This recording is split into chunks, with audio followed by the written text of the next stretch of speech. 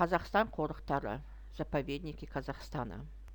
Ақсу-Жабағылы мемлекеттік табиғи қорығы құрылған жылы 1926. Бұл Қазақстандағы ертеден келе жатқан қорық.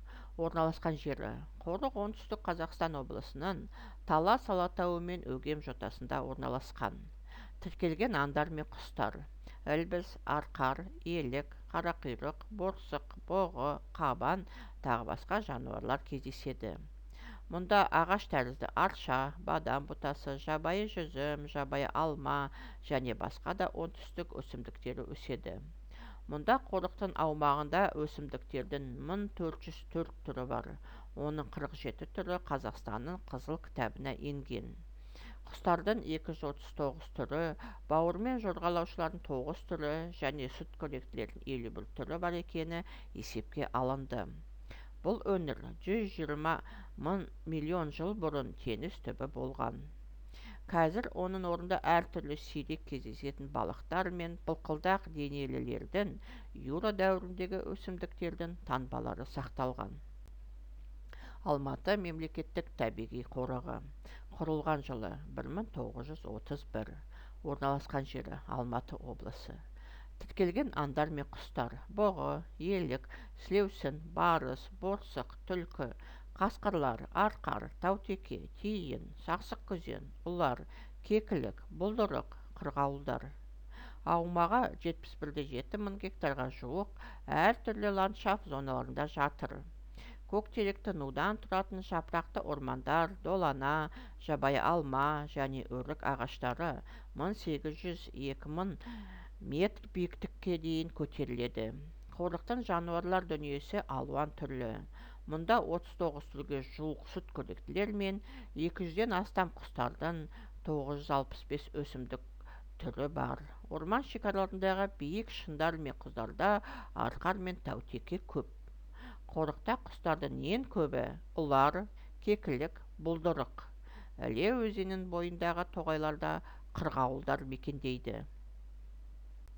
Наурызым мемлекеттік табиғи қорығы құрылған жылы 1931.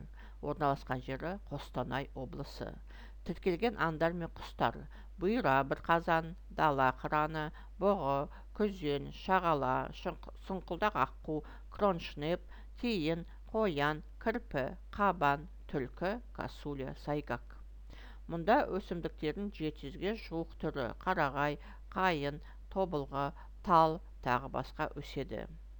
Қорық жан-жануарлар дүниесіне бай. Сүтқоректілердің 40-тан астам, құстардың 250-дей, көсмекенділер мен бауырмен жорғалаушылардың 3 және балықтардың 10-ға жуық түрлері тіршілік етеді.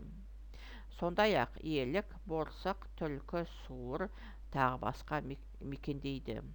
Қорықтан аққу, дуадақ, ақсұңқар сияқты саны жылдан жылға азайып бара жатқан құстарды кездестіруге болады.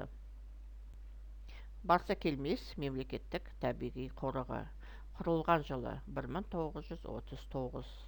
Арал теңізінің солтүстік батыс бөлігіндегі шөлейтті аралда орналасқан. Қорықтың мақсаты жалпы табиғат кешенімен қатар саны азайып бара жатқан ақбөкен мен қарақұйрықты қорғау. Бұрын аралда жоғары сатыдағы өсімдіктердің 257 түрі өссе, соңғы кезде олардың саны тіпті азайып, кейбіреулері жойылып кету қаупінде. Негізгі қорғалатын аңдар ақбөкен, қарақұйрық және құлан. 1953-1964 жылдар аралығында 9 құлан Түркіменстанның Батхыз қорығынан осында әкелініп жіберілген. Соңғы жылдары аралдың экологиялық жағдайы күрделеніп, қорықта біраз жануарларын көшіруге тура келді. Мысалы, құландар. Қорғалжын мемлекеттік табиғи қорығы құрылған жылы 1968. Орналасқан жері Ақмола облысы және Қарағанды облысы. Тіркелген аңдар мен құстар: суыр, дала ала қоржыны, су егеу құйрығы, қосаяқтар. Сүтқоректілердің 41 түрі, құстардың 299 түрі, балықтың 14 түрі, өсімдіктің 343 түрі кездеседі. Қорғалжын көлінің қамыс нуларында қабандар мекендейді. Құстың 120 түрі ұя салады. Қорғалжын көлдерінде үшкір тұмсықты сұқсыр мекендейді. Ол балапандарын суда қалқып жүзіп жүрген ұяда басады. Содан кейін балапандарды ұзақ уақыт арқасына салып жүзеді.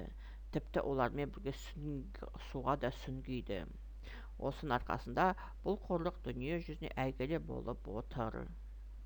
Ол ЮНЕСКО-ның тізіміне ерекше қорғалатын батпақты шөлді ландшафт ретінде енген.